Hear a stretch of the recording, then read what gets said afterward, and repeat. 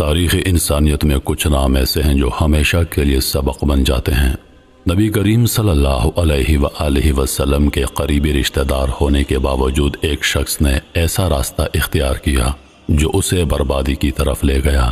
یہ وہی ابو لہب ہے جس کے لیے قرآن کی سورت نازل ہوئی، جس کا انجام دنیا میں بھی ذلت اور آخرت میں بھی عذاب ہے۔ وہ طاقتور بھی تھا، دولت مند بھی، قریش کا سردار بھی، لیکن پھر بھی ہدایت سے محروم رہا۔ آخر کیوں؟ کیا چیز اسے ایمان لانے سے روکتی رہی؟ اور کیسے قرآن نے اس کا انجام پہلے ہی بیان کر دیا؟ آج کی ویڈیو میں ہم جانیں گے ابو لہب اور اس کی بیوی ام جمیل کی حیران کن کہانی، ان کی نفرت، ان کی سازشیں اور ان کا عبرتناک انجام، اور ساتھ ہی یہ بھی دیکھیں گے کہ اس قصے میں آج کے دور کے لیے ہمارے لیے کیا سبق ہے۔ رسول اللہ صلی اللہ علیہ وآلہ وسلم کے ایک چچا نے حمزہ کی طرح ہونے کا انتخاب کیا، جبکہ دوسرے نے ابو لہب کی طرح ہونے کا۔ نبوت سے پہلے دونوں ہی رسول اللہ سے محبت کرتے تھے، لیکن بعد میں ایک ان کے سب سے قریبی دوست بن گئے اور دوسرا ان کا بدترین دشمن۔ آگ کا باب ابو لہب اپنی تیز عقل، مضبوط تقریر اور دولت کے لیے مشہور تھا۔ وہ دکھاوا کرنا پسند کرتا تھا۔ وہ اتنا انتہا پسند تھا کہ قرآن میں اس کے بارے میں آیت نازل ہوئی اور حتیٰ کہ اس کا انجام بھی معجزانہ طور پر بتایا گیا۔ تو آخر کس چیز نے اس آدمی کو، جو کہ خود نبی کریم صلی اللہ علیہ وآلہ وسلم کے خاندان سے تھا، ایمان لانے سے روکا؟ ابو لہب کی زندگی اسلامی تاریخ کی سب سے حیرت انگیز اور سبق آموز کہانیوں میں سے ایک ہے۔ اس کا اصل نام عبد الاعزیٰ بن عبد المطلب تھا۔ وہ ہمارے پیارے نبی حضرت محمد مصطفیٰ صلی اللہ علیہ وآلہ وسلم کے چچا تھے اور قریش کے بنو ہاشم قبیلے سے تعلق رکھتے تھے۔ چونکہ اس کا چہرہ روشن اور سرخی مائل تھا، اس کو ابو لہب یعنی شعلے کا باپ کہا جانے لگا، لیکن یہ ظاہری چمک اس کے اندر کے اندھیرے اور نفرت کو چھپا نہ سکی۔ ابو لہب مکہ کا ایک معزز اور طاقتور آدمی تھا۔ اس کا والد عبد المطلب ایک مشہور لیڈر اور کعبہ کا نگہبان تھا۔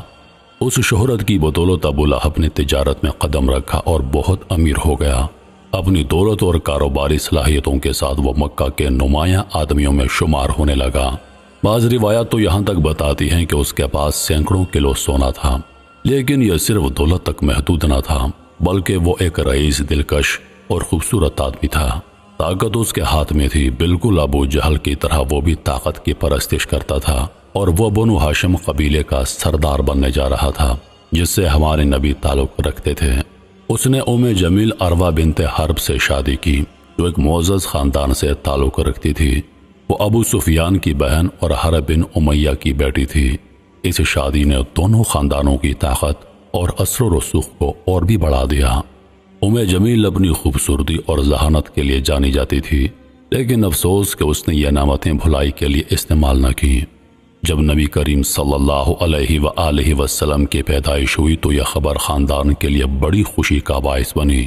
بعض روایات کے مطابق ابو لہب بہت خوش ہوا اور اس نے اپنی لونڈی صوبیہ کو آزاد کر دیا، جس نے اسے یہ خوشخبری دی تھی۔ یہ ظاہر کرتا ہے کہ ابتدا میں اس کے دل میں نبی کریم علیہ الصلوۃ والسلام کے لیے اچھے جذبات تھے۔ صوبیہ نے بھی نبی کریم علیہ الصلوۃ والسلام کو دودھ پلایا اور ان کی رضائی ماں بنی۔ نبی کریم علیہ الصلوۃ والسلام یتیم پیدا ہوئے تھے۔ آپ کے والد عبداللہ آپ کی ولادت سے پہلے ہی وفات پا گئے تھے، اور آپ کی والدہ آمنہ بھی اس وقت وفات پا گئیں جب آپ صرف 6 سال کے تھے۔ پھر آپ کی پرورش پہلے آپ کے دادا عبد المطلب اور بعد میں آپ کے چچا ابو طالب نے کی۔ اس دوران ابو لہب نے نبی کریم علیہ الصلوۃ والسلام کے ساتھ کوئی نفرت کا اظہار نہیں کیا، بلکہ بعض روایات کے مطابق اس نے نبی کریم علیہ الصلوۃ والسلام کی تجارت میں مدد بھی کی جب آپ جوان تھے۔ ابو لہب نے اپنے بیٹوں عتبہ اور عتیبہ کی منگنی نبی کریم علیہ الصلوۃ والسلام کی بیٹیوں رقیہ اور ام کلثوم سے کروائی۔ اس زمانے میں ایسی منگنیاں خاندان کے تعلقات مضبوط کرنے اور خاندان کی عزت بڑھانے کے لیے کی جاتی تھیں۔ جب نبی کریم علیہ الصلوۃ والسلام 40 سال کے ہو گئے تو پہلی وحی نازل ہوئی۔ آپ نے لوگوں کو اللہ کی توحید کی دعوت دینا شروع کی اور بت پرستی چھوڑنے کو کہا۔ اس سے مکہ کے سرداروں میں سخت رد عمل پیدا ہو گیا۔ توحید پر ایمان اور ان کے عقیدے کے خلاف تھا اور ان کی آمدنی کے لیے بھی خطرہ تھا۔ اگر لوگ بتوں کی عبادت چھوڑ دیتے تو کعبہ آنے والے زائرین کم ہو جاتے اور ان کا کاروبار متاثر ہوتا۔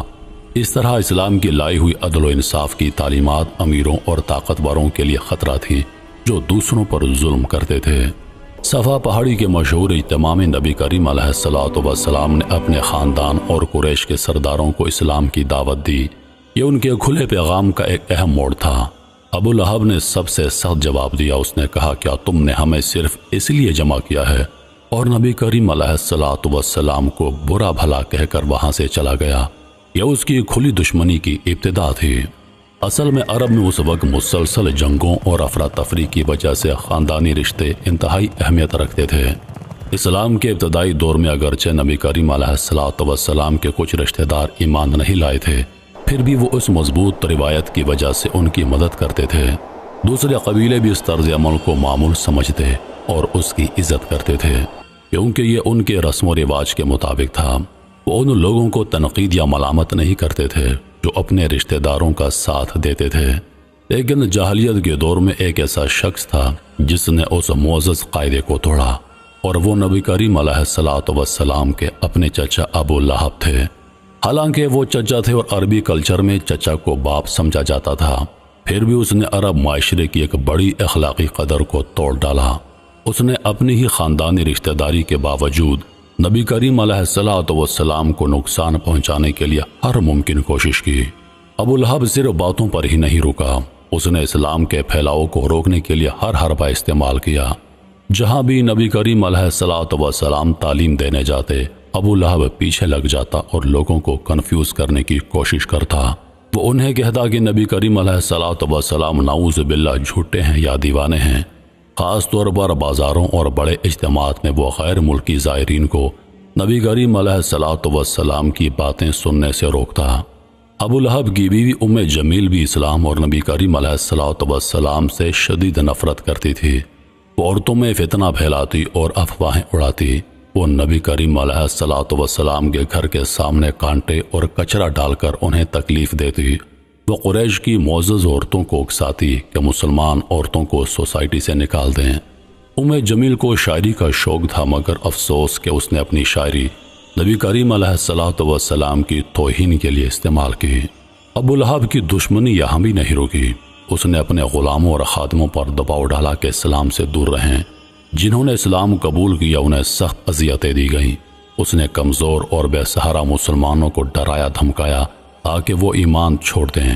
بلال حبشی رضی اللہ عنہ جیسے لوگوں پر ہونے والے مظالم ابو لہب اور اس جیسے دوسروں کے ظلم کی مثال تھے۔ ابو لہب مسلمانوں کے خلاف مقاطع کا بھی اہم حامی تھا۔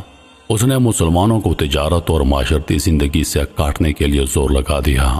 جب نبی کریم علیہ السلام کے بیٹے قاسم رضی اللہ عنہ کا کم عمری میں انتقال ہو گیا تو ابو لہب نے خوشی کا اظہار کیا اور مذاق اڑایا کہ محمد کے اب کوئی بیٹے نہیں رہے۔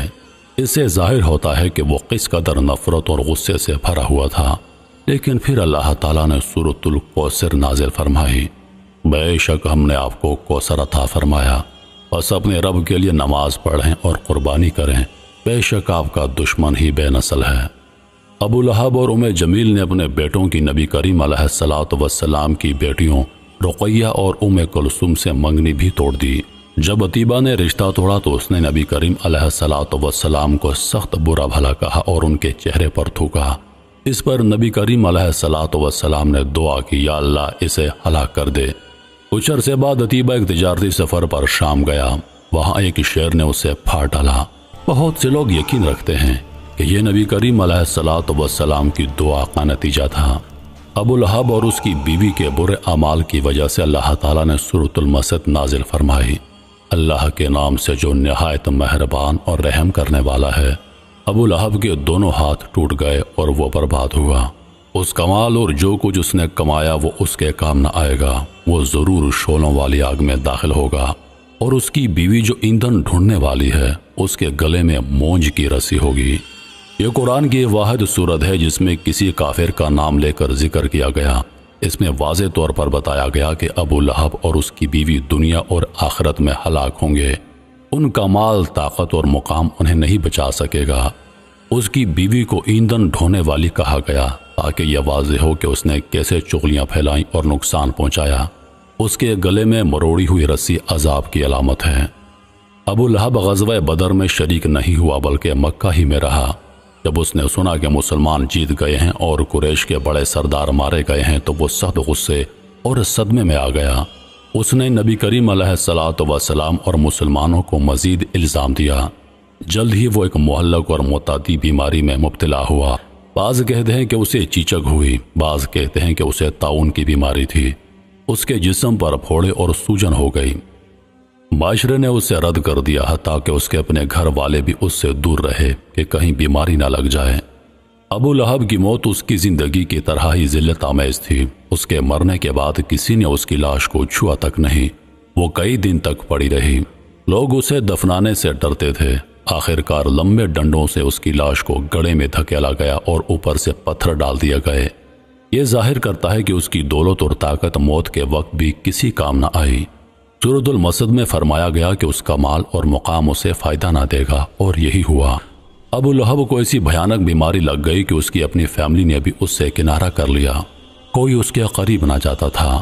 قرآن میں اس کا انجام پہلے سے ہی ذکر ہونا اس بات کا واضح ثبوت ہے کہ یہ اللہ کا کلام ہے۔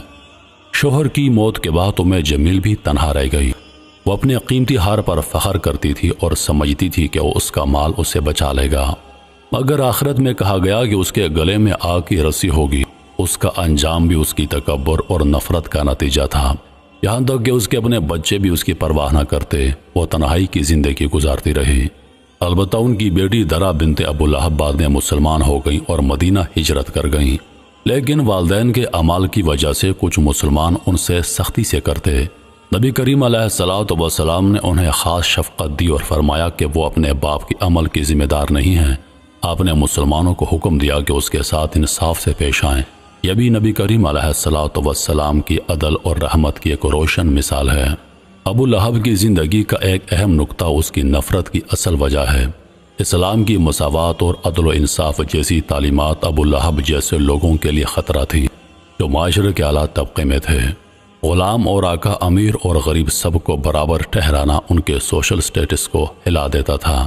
اسی طرح بت پرستی کو چھوڑنے کا مطلب یہ تھا کہ کعبہ کے زائرین کم ہو جائیں گے اور ان کی آمدنی خطرے میں پڑ جائے گی۔ اس لیے انہوں نے اسلام کو روکنے کے لیے ہر ممکن سازش کی۔ اسلام اور نبی کریم علیہ الصلوۃ والسلام کے خلاف ابو لہب کی نفرت نے اس کی اپنی تباہی کی راہ ہموار کی۔ اس کی موت اور اس کے بعد کے حالات نے لوگوں کو یاد دلایا کہ یہ دنیا عارضی ہے اور آخرت ہمیشہ باقی ہے۔ اس کی کہانی ایک سبق ہے کہ تکبر اور ضد انسانوں کو بربادی کی طرف لے جاتے ہیں۔ آج بھی اس قصے سے کئی اہم سبق ملتے ہیں۔ ہمیں یاد رکھنا چاہیے کہ دولت، مقام اور طاقت سب عارضی ہیں۔ اصل چیز دل کی صفائی اور سیدھی راہ پر چلنا ہے۔ نفرت اور غصہ صرف تباہی لاتے ہیں۔ حق کو پانے کے لیے ہمیں اپنے دل اور دماغ کو کھلا رکھنا ہوگا۔ ہمیں نبی کریم علیہ الصلوۃ والسلام کے اچھے اخلاق اور صبر کو اپنانا ہوگا۔